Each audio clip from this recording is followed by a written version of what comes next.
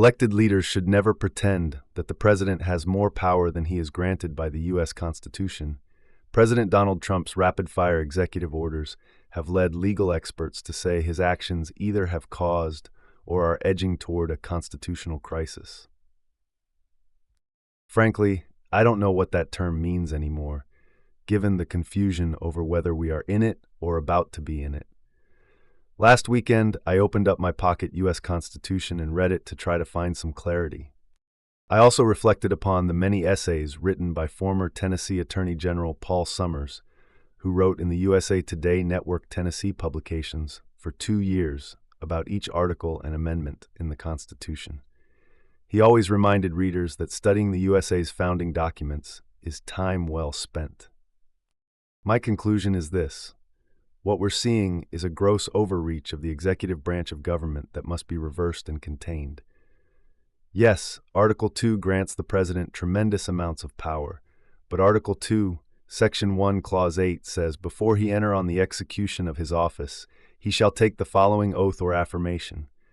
I do solemnly swear or affirm that I will faithfully execute the office of President of the United States and will, to the best of my ability, preserve, protect, and defend the Constitution of the United States. The president is a public servant, not a king. His powers are limited by design. America's 3 branches of government are co-equal. The Trump administration has faced 149 lawsuits as of Friday due to its actions from firing federal employees to seeking to abolish the U.S. Department of Education. The reason that so many entities, including Metro Nashville government and nonprofits, are suing the federal government is because they believe that Trump has overstepped his authority, for example, by halting federal grants Congress already authorized. Article 1 of the U.S. Constitution created Congress, but the GOP majority in the Senate and House seem to have very little interest in reining in the president because he happens to be a Republican. Meanwhile, the courts, created in Article 3, are pushing back, but they are moving way too slowly for the speed of executive orders. The 3 branches of government, legislative, executive, and judicial, are co-equal and meant to check and balance each other. The president has no role in amending the Constitution. On February 13th, 99.7 SuperTalk conservative talk show radio host Matt Murphy invited me on his radio show to discuss presidential advisor Elon Musk's Department of Government Efficiency and an unscientific survey. The Tennessean published that showed a majority of our readers think DOGE wields too much power. Murphy insisted that the Constitution's Article 2 endows President Trump with the authority to do what he is doing. I disagreed on the air, and I continue to disagree. For example, Trump signed an executive order eliminating birthright citizenship for children born in the United States but whose parents are not legally in the country. The problem is the clause is in the Constitution. 14th Amendment, Section 1. All persons born or naturalized in the United States and subject to the jurisdiction thereof are citizens of the United States and of the state wherein they reside. No state shall make or enforce any law which shall abridge the privileges or immunities of citizens of the United States, nor shall any state deprive any person of life, liberty, or property without due process of law, nor deny to any person within its jurisdiction the equal protection of the laws. In addition, the Supreme Court effectively ruled in the 19th century decision United States v. Wong Kim Ark 1898 that all persons means all persons. Trump has no authority to amend the U.S. Constitution. In fact, Article 5 grants the power of proposing constitutional amendments only to the Congress or to state legislatures. The president is not mentioned once in that article. So I found strange that Tennessee's current Attorney General Jonathan Skrmetti's office has filed an amicus brief to defend Trump's executive order action on birthright citizenship.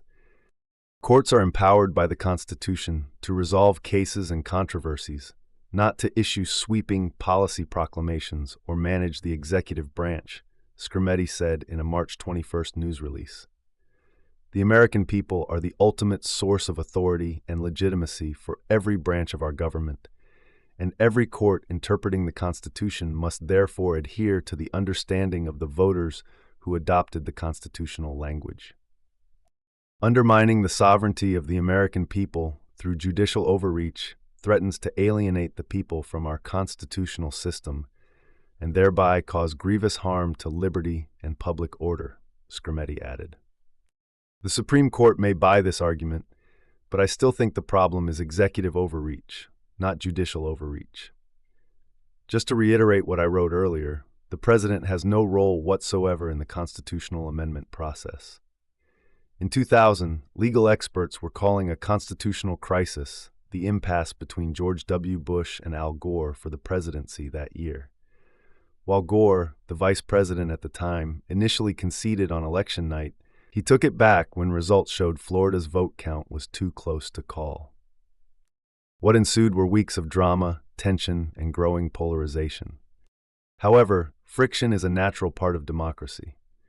Democracy can sometimes be messy, but the judiciary eventually resolved the issue when the U.S. Supreme Court stopped the vote count in Florida. Gore conceded the race, but theoretically, he could have continued his fight, and we might have seen a version of the January 6, 2021 riots 20 years earlier. The difference, though, was that Gore responsibly believed in limited government, the power of institutions, and the integrity of the people's vote. It's a view not shared by the current occupant of the White House. Take the time to reread the U.S. Constitution to see that the presidency is the creation of a compact that is about sustaining limited government and freedom for its citizens. Elected leaders should never pretend that the president has more power than he is granted by the U.S. Constitution. For the sake of our republic, presidential overreach and abuse must be checked. For all our sakes. Thanks for listening.